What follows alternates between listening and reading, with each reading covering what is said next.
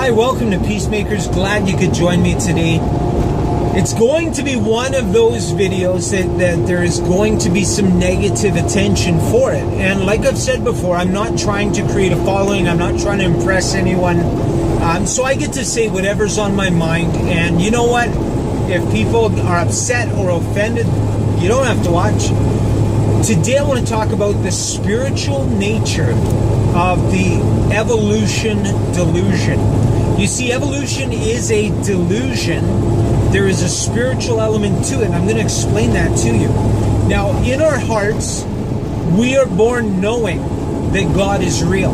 Ask a child who hasn't been corrupted, 3, 4, 5 years old, ask them if God is real. Unless their parents have really hammered it into them. I'm talking about a child that just grew up with no outside influence. They'll believe that God is real. It's written on our hearts.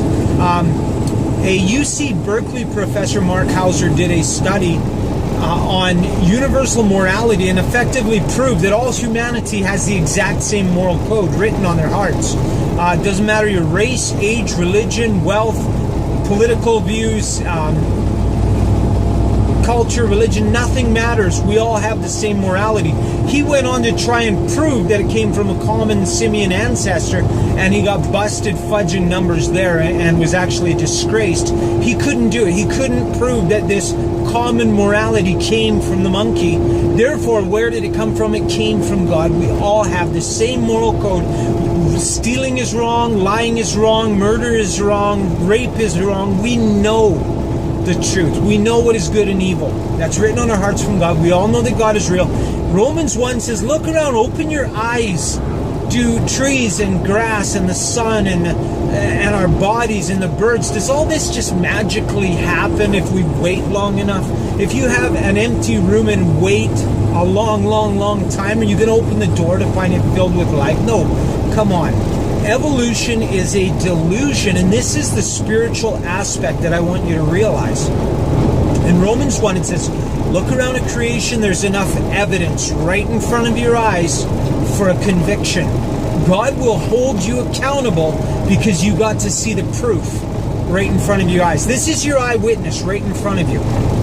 And how on earth can we look at creation in all of its glory?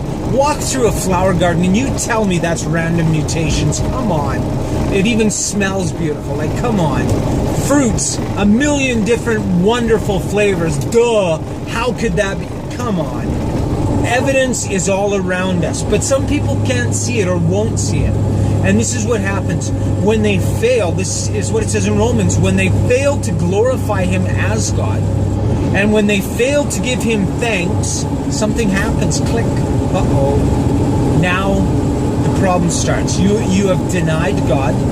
You have turned your back and you said, oh, there is no God. And something has come upon you. You are first of all made wise in your own eyes. If you've had any conversation with evolutionists, the first thing you'll realize very quickly is that they're the smartest person in the room and you're an absolute moron. And that's it. So that's the first part of the curse that is upon them because they've rejected God. They become so wise in their own eyes that no one could tell them anything. They already know everything. And the second part of the curse is that physically they actually become fools. And I see this all around me. I just saw an article on Facebook. Scientists have decided the octopus is from another planet because it simply didn't have time to evolve on Earth. Okay, so what if maybe it didn't evolve? What if it was created? No, of course it wasn't created. Evolution is a fact. That's what they say. And despite the fact there's no evidence, no rock solid evidence for evolution, it's being taught in schools as a fact. It's being paraded by these people as a fact when it's not. There's no evidence, no factual evidence at all. It's more, you need more faith to buy into evolution than I do to believe in Jesus Christ. I'll explain that. I decided in my heart that Jesus Christ was real, I knelt down and I asked him to be my Lord. In that instant, I was filled with a newness of life. I was filled with joy and peace like you will never in your life know unless you meet Jesus Christ. That proved to me this is all real. It's all very real. What is your life-changing encounter with evolution? What did evolution ever do that filled you with hope and life, and you said, now I know evolution is true? Your head was filled by someone, and you're just like a mule pulling a cart now.